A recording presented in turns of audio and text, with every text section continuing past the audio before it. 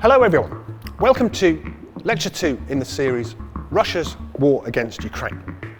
In Lecture 1, we started by talking about political technology, because the argument that I tried to make was that Russia is best understood as a political technology or propaganda state, which shapes how it relates to everything else, including the subject of this week's lecture, which is Russia and empire. Throughout most of its history, Russia has been an empire, but it's been many different types of empire. Russia today is basically re-imperializing itself, going back to the classical era of empire in the 18th and 19th century. Just after the empire was formally founded by Peter the Great, 1721, so when Russia first started using the word empire. But arguably, Russian Empire begins in 1654, when the first link with Kiev and the lands east of Kiev, the left bank of the river Dnipro, were first established. You could even go back further to Ivan the Terrible's conquest of the Kazan Khanate, elements of the Golden Horde. But I think Kiev is key to imperial beginnings. Soviet Union was very different. It didn't see itself formally as an empire. Lenin, the founder of the state, had written a key work, Imperialism, the highest stage of capitalism. So empire was something that capitalist states did once they'd run out of domestic labour and resources to exploit. They colonized the rest of the world in addition. So the Soviet Union couldn't possibly be an empire because it did the opposite. Although in practice, of course, it was. But in the Soviet period, Ukraine's existence was allowed, albeit as a junior brother to the so-called older brother Russians. This book by Stereotypes has a really telling propaganda poster from the 1950s. It shows all of the Soviet family of nations in the background. But the two key figures are a Russian and a Ukrainian. So fraternal. But the Russian is the guy in the suit, even slightly taller than the Ukrainian guy in his peasant embroidered shirt. But in the Soviet era, it was allowed that a separate Ukrainian nation, albeit in partnership with Russia, did exist. So Putin has gone back to an era when three states were first absorbed by the Russian Empire. First of all, the Cossack Ukrainian state, which was called a hetmanate. Secondly, what we in the West call Poland, which was partitioned three times, 1772, 1793, 1795. The actual name of the state was Rzeczpospolita, meaning republic, because it was a multinational state of Poles, Ukrainians, Belarusians, Jews, and others. The third state was the Crimean Tatar Khanate, annexed in 1783. So, huge swathes of territory. The Cossack Hetmanate, the Crimean Tatar Khanate, the Rzeczpospolita, were absorbed at this point. And that was the basis of Russia's initial imperial power. So, you have denial of reality. Russia has just absorbed three states and says it hasn't. Right? So here you have an otherwise liberal Russian, Vissarion Belinsky, just after these three annexations have happened, basically denying that they took place, or that they can be framed in those terms. So he calls the Ukrainians the Little Russians. They've always been a tribe and have never been a nation or a people, much less a state.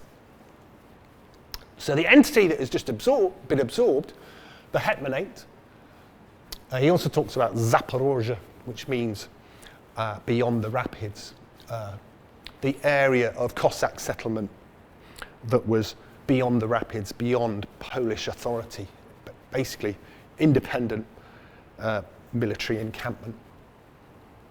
So he says these entities were neither a republic nor a state at all, but were some strange commune in the Asian manner. Right? So you had Ukrainians with some kind of collective life, but these were not proper states on this analysis. And this is exactly what Vladimir Putin says to justify his invasion of Ukraine in 24th February, his pre-war speech on the 21st. It should be noted that Ukraine actually never had stable traditions of real statehood. So the key word here, statehood. Right? The hetmanate could be drawn on a map, maybe, but it wasn't a proper state. Secondly, you have Vladimir Medinsky. If you heard the first lecture, we talked about him, political technologist who became Putin's court historian, saying the same thing about the Crimean Tatar Khanate. Right? He's actually quoting an Imperial Russian historian called Vasily Kluchevsky. So the Crimean Tatar Khanate was simply a raider economy which seized Slavs and sold them into slavery in the Ottoman Empire. A bunch of sly steppe predators, right, and not a proper state. Here he is again, Medinsky with Putin, and negotiating unsuccessfully with Ukraine in the early phases of the 2022 war. So Russia has been many different types of empire in its life, with many peculiarities worth pointing out. Jeffrey Hosking, historian, also formerly of UCL, Russia didn't have an empire. Russia was an empire. So the state was the empire rather than having colonies that were separate. Russia was also a contiguous land empire. Its colonies weren't over water, overseas. And therefore there was more of a blurring between centre and periphery. Hence this hybrid concept in Russia of near abroad, referring to countries like Ukraine as kind of abroad but not really. But in some places, settler colonialism that crosses boundaries that aren't recognised because of these other problems. In places like Crimea and some parts of Ukraine, you get a classic European empire pattern of people from the core settling in and displacing the native indigenous population of the periphery, but without realising that they've crossed a boundary from core to periphery. And many different ideas about what constitutes Russia and the core and what constitutes the periphery. Ukraine was in the awkward position of being both core and periphery. It was in many ways part of the central idea that there were three separate but conjoined East Slavic elements, Belarusians, Russians, and Ukrainians, as part of what was called a 3-in-1 East Slavic or Rus nation, as opposed to real those of other blood. That's what this Russian word means, inorodci. And again, this is what we see Putin saying in the modern era. That Ukrainians were never a classical colony or periphery. They were part of the core. They were part of this East Slavic mythical three in one nation, with common traditions, a common mentality, a common history, and a common culture. Very similar languages. In that respect, basically one people, says Putin. So this is less than was actually allowed in the Soviet era. The kind of historians that Putin quotes are much more from the 19th and early 20th century, late Tsarist era, many of whom were white emigres, embittered by exile after 1917, and writing quite violently anti-Ukrainian propaganda. Putin actually calls this historical research, which is interesting, because what he's actually doing is finding predecessors like himself, politicians or publicists, who said that Ukraine didn't exist. So not detailed archival research, simply quoting people before him who selectively said the same thing, that Ukraine is not a separate nation. So there are many ways of thinking about empire in the Russian tradition. Putin is highly selectively drawing on several interpretations which have their origin in academic approaches and explanations, but which are highly propagandized by political technology mindsets. So this is an excellent book by Alexander Etkin. But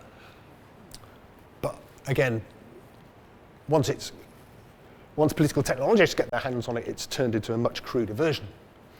That Russia had internal colonization. Russia has been both the subject and the object of colonization in its collieries.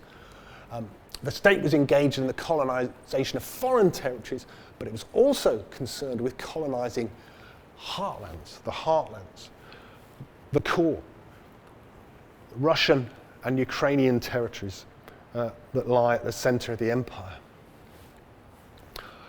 Secondly, an idea of subaltern empire, deliberately joining two very different terms together. That yes, Russia may have been an empire, but within the global world system, it was subaltern. It was treated as inferior or dependent by other imperial systems. And most importantly of all, in Russian, the idea of Imperial naoborot, empire in reverse. So remember this Leninist idea that empire is the last stage of capitalism. It's economically exploitative of colonies. So Russia, modern Russia, you get this highly current, selective reading, the opposite. That Russia developed its peripheries. So this is a YouTube series which looks at Georgia, that's Georgia, Belarus, Central Asia. Long YouTube videos which all say the same thing. Empire developed the other republics. Russia fed its peripheries. So this and other videos, who fed whom? Basically, the long-suffering Russians, famous paintings, are dragging along the flags of the other republics, developing them economically. This is a famous painting by Ilya Repin. Shows the nattily dressed, obviously European Tsar at the center of all of the imperial peoples who are fantastically ethnographically represented, all of the different peasant nations that Russia is generously developing. To the extent that a communist MP can say, a couple of months ago, November 2022, referring to the Ukrainians, well, if you don't like Soviet rule, then let us take away its achievements in Ukraine. You demolished monuments and rejected our common history, that's it. So then just sit there without electricity. So he's saying the empire brought electricity to Ukraine, as well as Lenin monuments. So if you don't like one, you should do without the other. So Ukrainians, complaining about empire justifies the bombing of Ukrainian cities and energy supply. So on this selective reading of empire, empire disappears. So you get a very simple statement. This is a book, 2020. Ukraine is Russia. This is actually a reply to a pretty terrible but well-known book written by Ukrainian President Leonid Kuchma when he was president 1994, 2005, president of Ukraine. It has the title, Ukraine is not Russia. So if empire disappears, the answer is simply Ukraine is Russia. And there are subsidiary stereotypes about Ukrainians under empire, which justify this approach. Firstly, one trope or stereotype. Imperial naoborot, again. Empire in reverse. Ukrainians benefited in terms of career or finance from empire. Putin again. Cossack senior officers belonging to the nobility would reach the heights of political, diplomatic and military careers in Russia, under the Russian Empire. During the Soviet period, natives of Ukraine held major, including the highest posts in the leadership of the unified state, the Soviet state. What does he mean by the highest posts? Well, he's referring to Brezhnev and Khrushchev's complex background. Brezhnev was born in Ukraine. Didn't make him Ukrainian, but he was born there. So Putin is referring to people like Nikolai Gogol, who was definitely Ukrainian, born in Ukraine. His father wrote in Ukrainian. But Gogol chose to make a career in the Russian Empire and write in Russian, and benefited massively in terms of fame and sales. Truth about Gogol is much more complicated than that. He himself said that he was both Ukrainian and Russian. So Ukrainians benefit from opportunity, development within the empire. Hence the opposite trope of disloyalty, very prominent in how Russia represents Ukraine. Particularly Cossack leader Ivan Mazepa, who sided with the Swedes against the Russians at the Battle of Poltava in the 1700s. So Mazepa is both disloyal and representative of a second trope that Ukrainians or Cossacks are seen as non-civilized, needing the benefits of empire in reverse, violent, anarchic, or archaic. According to Pushkin in his poem about the Battle of Poltava, which Mazepa lost, friends of the bloody past who look forward to war. So archaic and barbaric and basically civilized by Russia. So again, denial of statehood.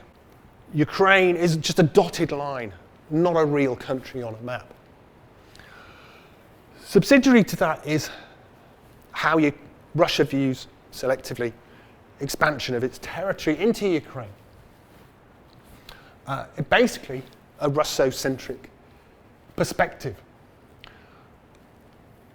shown on this graph as a kind of movement from Moscow in the north to Crimea in the south, progressively extending defensive lines, this is what these black lines are, into Ukrainian territory, north to south, until you finally reach the sea.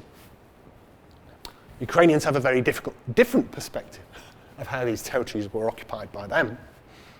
More about that in subsequent weeks. And that all of these areas are subsidiary to the Russian core. That their very existence, according to this Russian thinker, Vadim Symborsky, is as limitrophs, right? The blue areas have no identity of their own. They're simply border zones into which Russia expanded. Or Ukraine is seen as a kind of artificial entity ripe for division. This is an infamous map from a book by Alexander Dugin in the 90s.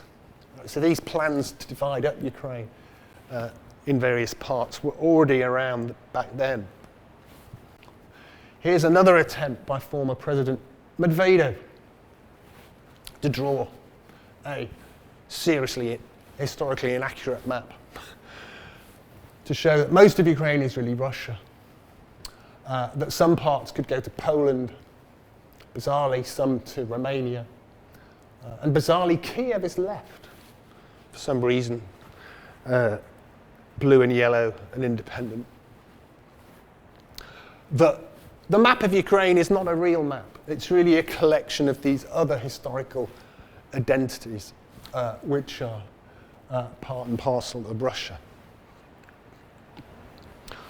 Or in more modern terms, Ukraine is depicted as country 404. The metaphor being like a internet page which has disappeared, can't be found. Ukraine is a country that can't be found.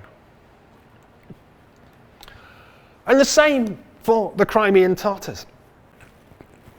The stereotype about them is lack of civilization, lack of real statehood, violent, predatory behavior instead. Despite evidence to the contrary. This is the rather beautiful palace of the ruling Khans of Crimea in Bakhchisarai, Crimea. The palace of the ruling Jalay family up till 1783. So there's plenty of evidence that this was a real state. This is its palatial headquarters. So you render it invisible, literally so. For a long time now, it's been under repair, under occupation, literally not seen beneath canvas in the Crimea. So this is Russia's selective reading of empire. Highly selective, highly regressive, going back even beyond the Soviet era to 19th century concepts, but in a very selective rereading, and not a particularly sophisticated reading. You can see what Putin says basically being sourced in what previously nationalist Russian Imperial thinkers said about Ukraine in the 19th century. That doesn't make it historical research, it makes it propaganda. Next week, we'll talk about key question as to whether Russia is a fascist state. How does it relate to the constituent parts of historical fascism?